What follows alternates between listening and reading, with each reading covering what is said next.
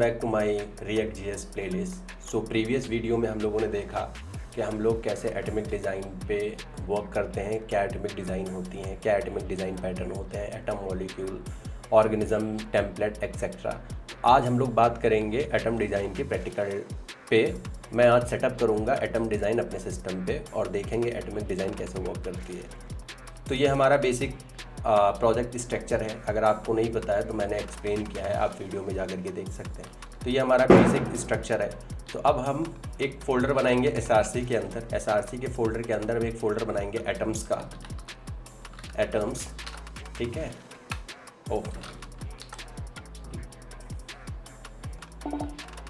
Move to trash. Components के अंदर जा कर के एक एटम का फ़ोल्डर बनाएंगे, एटम्स, ठीक है। फिर कंपोनेंट के अंदर जाएंगे, एक मॉलिक्यूल का फ़ोल्डर बनाएंगे, मॉलिक्यूल्स, ठीक है। और फिर कंपोनेंट में जाएंगे, एक ऑर्गेनिजम्स का फ़ोल्डर बनाएंगे, ठीक है। फिर कंपोनेंट में जाएंगे और फाइल बन गई। कंपोनेंट्स में जा कर के एक टेम्पलेट्स का फ़ोल्डर बनाएंगे, ठीक है। ये हमारे 4 फोल्डर हैं। तो हम सबसे पहले एटम में आते हैं। यहाँ पर एक फ़ाइल बनाते हैं। सपोज़ मुझे एक फॉर्म बनाते हैं हम लोग आज प्रैक्टिकली। तो पहले एक बटन बना लेते हैं। तो बटन डॉट जेएस, ठीक है। तो यहाँ पर आएंगे, अपना कंपोनेंट बनाएंगे, कॉन्स्ट बटन, ठीक है, और एक्सपोर्ट डिफ़ॉल्ट बटन, ठीक है। तो सपोज़ चिल्ड्रन में अभी मैं एक स्टैटिक डेटा पास कर देता हूँ, सबमिट, ठीक है। तो ये बटन हमारी पास हो गई, ये बटन हमारी बन गई। यहाँ पर एक इंडेक्स फाइल बना लेते हैं, index.js, और ये इसमें हम अपना बटन इंपोर्ट कर लेते हैं, ठीक है। और यहाँ से हम एक्सपोर्ट कर देते हैं अपना बटन को, ठीक है। एक और फाइल बना लेते हैं इनपुट की। तो input.js, तो const input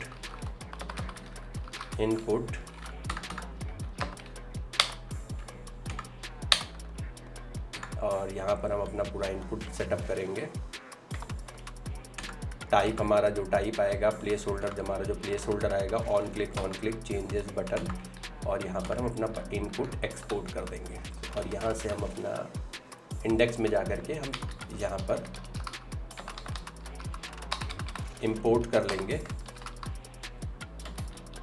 input from input, और एक्सपोर्ट कर देंगे यहाँ से इनपुट, ठीक है।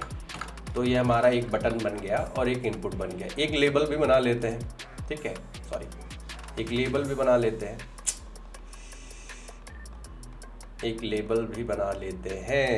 LABLE, label.js। तो ये हमारा कॉन्स्ट लेबल और एक्सपोर्ट डिफ़ॉल्ट लेबल, ठीक है। तो ये लेबल बन गया और इस लेबल को भी हम इंडेक्स से एक्सपोर्ट कर लेते हैं, इंपोर्ट और एक्सपोर्ट कर लेते हैं।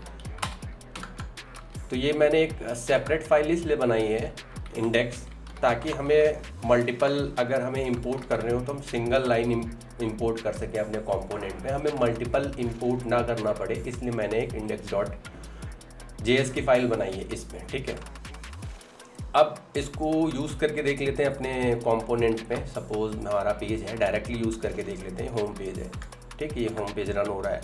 हम यहाँ पर इसको यूज़ करके देख लेते हैं एक बार, काम कर रहा है कि नहीं कर रहा है। बटन, ओहो,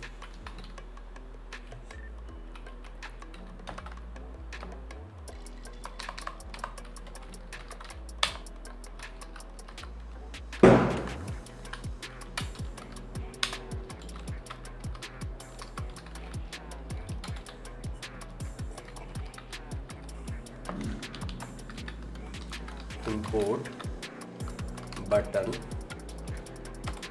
from component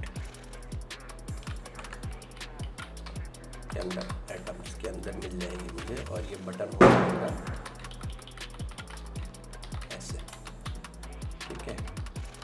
मल्टी इंपोर्ट हो गया और हमारा बटन, इसको पाथ नहीं मिल रहा है, मिल तो रहा है, तो इसको कर देते हैं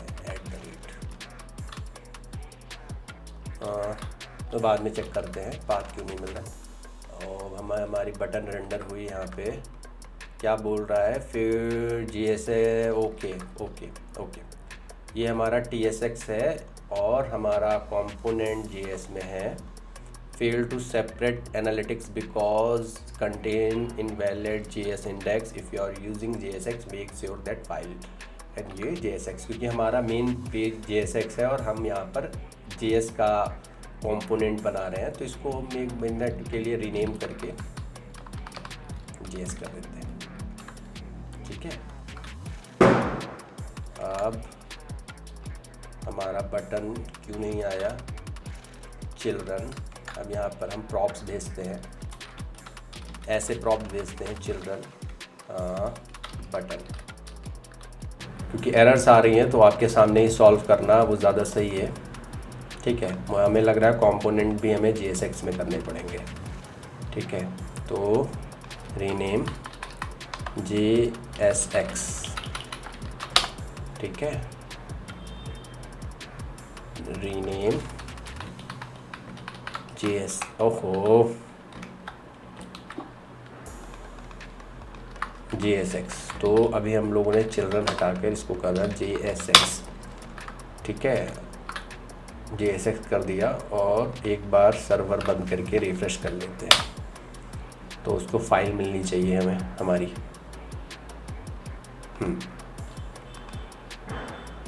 अभी क्या बोलता है, ओके, सारी फाइल्स हमें JSX करनी है।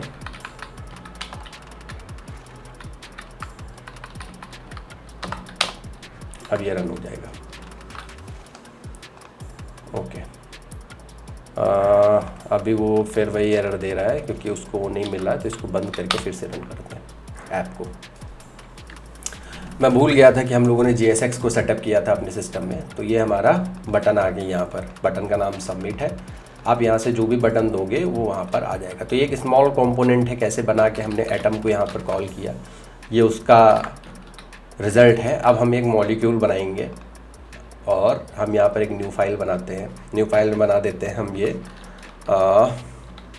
Form login form.tsx। अब गलती नहीं करना है, अब हमें TSX ही लिखना है। const login form, और हम यहाँ पर रिटर्न, और हम एक div लगा लेते हैं फ़िलहाल के लिए। यहाँ पर हम अपना लेबल कॉल करते हैं।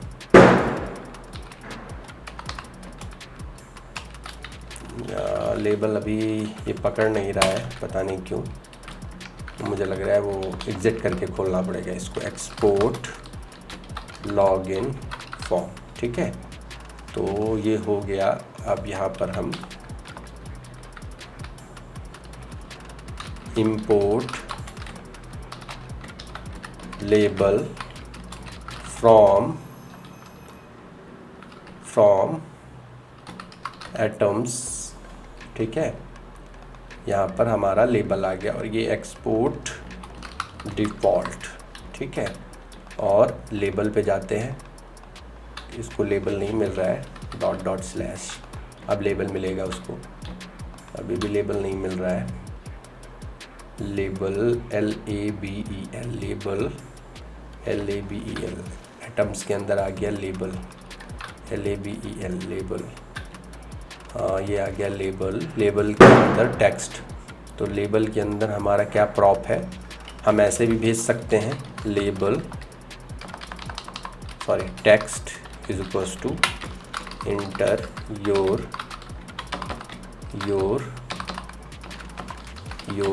ईमेल,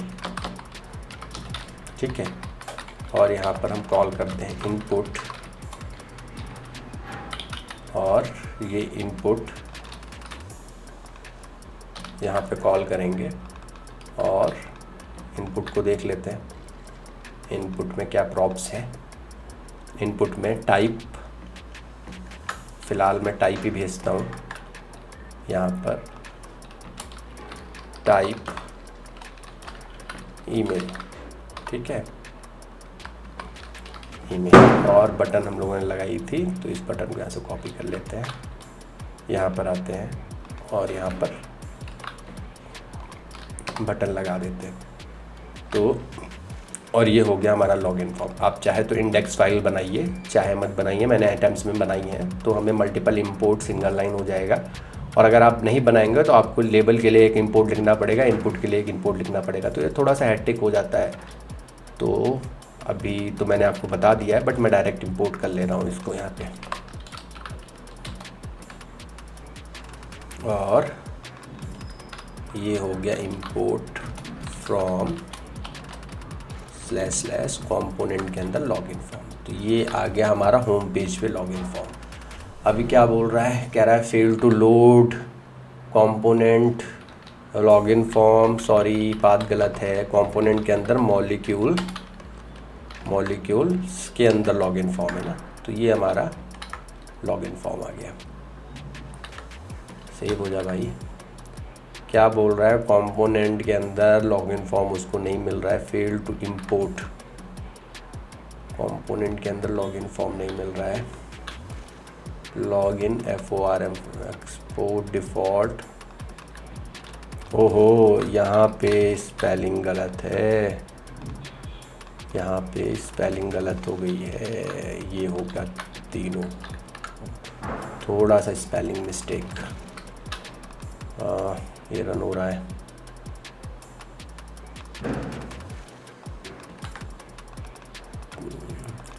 लॉगिन फॉर्म नहीं आया, क्यों नहीं आया देख लेते हैं। यहाँ पे कुछ बिल्ड हो रहा है, कंपोनेंट की नहीं हो रहा है। इसको सर्वर बंद करते हैं, सर्वर को फिर से चालू करते हैं। सर्वर चालू हो गया हमारा और ये पेज रिलोड हुआ। और मैंने यहाँ पर बटन को इंपोर्ट नहीं किया है, मेरा VS कोड नहीं चल रहा है। हाँ, ये आ गया आपका फॉर्म। तो ये डी हटा दें और यहाँ पे डी हटा दें।